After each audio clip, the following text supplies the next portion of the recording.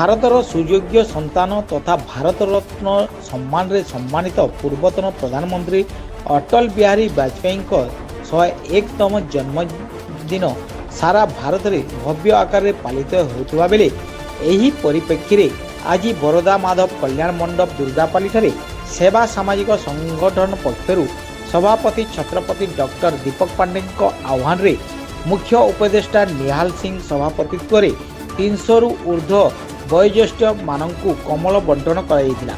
ଏଥିରେ ମୁଖ୍ୟ ଅତିଥି ଗୀତ ସଙ୍ଗୀତକାର ଶିବଶଙ୍କର ପ୍ରଧାନ, ସମ୍ମାନିତ ଅତିଥି ଡକ୍ଟର ସୁନୀଲ କୁମାର ବେହେରା ଯୋଗଦାନ କରିଥିବା ବେଳେ ଏହାକୁ ସେବା ସାମାଜିକ ସଂଗଠନର ସଦସ୍ୟ ଆର୍ତ୍ତବନ୍ଧୁ ଚାନ୍ଦ, ବାବୁଲୁ ଚାର, ପିଣ୍ଟୁ ପାଣିଗ୍ରାହୀ, ବୁଧୁରାମ ପାତ୍ର, ଟୁକୁ ଖଡ଼ିଆ, ନାରାୟଣ ଦେଓ, ଶିବପ୍ରିୟ ସାହୁ, ଜାନକୀ ଦଲପତି, ମଣ୍ଟୁ ବେହେରା, ସୁଦୀପ୍ତ ମୁଖାର୍ଜୀ ପ୍ରମୁଖ ଏହି କାର୍ଯ୍ୟକ୍ରମକୁ ସହଯୋଗ କରିଥିଲେ।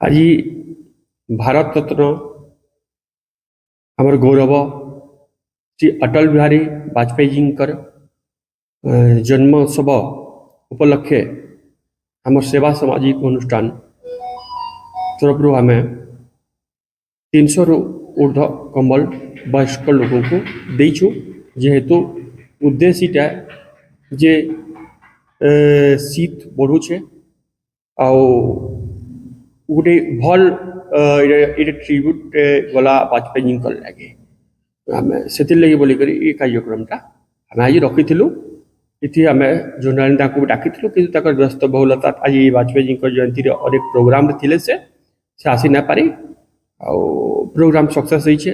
बहुत लोग आसते, बहुत लोग नेगेटिव गले खुशी हेले आशीर्वाद भी देले आमको और वाजपेयी जी गोटे भल श्रद्धांजलि बोलिक भावुछ। अटल बिहारी वाजपेयी जन्मदिन अवसरे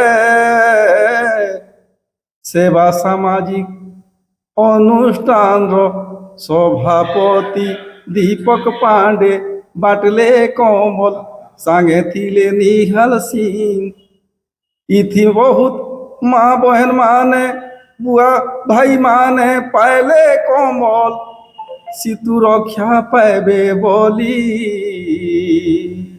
एंता एंता उजोग करू थाऊ दीपक पांडे जुग जुग लागी जुग जुग लागी जुग जुग लागी। मुख्य उपदेष्टा सेवा सामाजिक संगठन निहाल सिंह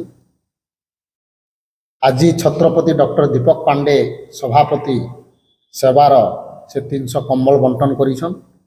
आज वाजपेयी जन्मदिन अवसर रे 300 वयस्क बापा पितृतुल्य मातृतुल्य को से बंटन करिछन। एथिरे मुख्य अतिथि भाव में गीत संगीतकार शिवशंकर प्रधान, सम्मानित अतिथि डॉक्टर सुशील कुमार बेहेरा प्रमुख योगदान करथिले। सबु समय रे सबु प्रकार दान करबार थी छत्रपति डॉक्टर दीपक पांडे आग्रह अछन आर करुछन। से लगी समस्ते ये अंचल ताकू स्नेह श्रद्धार आगे बढ़ौचु आर इटा भी लगे गोटे बहुत बड़ स्नेह श्रद्धा बांटबार थी बहुत खुशी लगसी उत्साहित लगसी आम गर्वित अनुभव।